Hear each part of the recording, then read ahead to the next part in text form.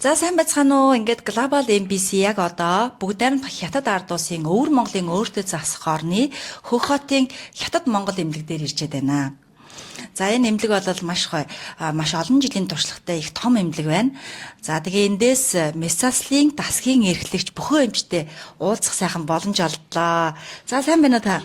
Сайн таасаа байна уу. За юуны өмнө ингээд цаг зав гаргаад бидэнд ингээд ярилцлага өгч байгаа танд маш их баярлалаа. Ингээд манай үзэгчдэд өөрийгөө танилцуулахгүй юу? За олноороо сайн сууж хаж гинөө, сайхан үлж гинөө. Намайг бөхөө гэж хэлдэг юм уу? Хөхтэй Хятад Монгол эмнэлгээр оноо хаалгын засгийн дарга байна уу. За би өөртөө л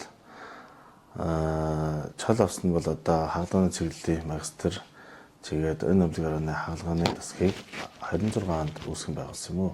Энэ дотор онцгой хэлэх нь бол одоо бид нар 20 хэдэн жил ер нь сүснээ цолоо сүснээ урах чигийг бол урд нь хуучин хүмүүс бол одоо узур эмчүүд бол ер нь 100% сүснээ хүүтэй сүснээ гэртийг ахуулж ийм хаалга хийдгийн турангаар одоо бид нар одоо тийм биш ер нь хоёр сонголт байдаг. Нэг бол сүснээ адилгаа сайтай залуу хүмүүс сүснээ чулууны товромжийн багуул бид нар сүснээ хүүтэй гэрийг үлдээж тэгээд чулууг нь удлах чулуу болоод урагчийг уудлах ийм хаалга хийж чинь ер нь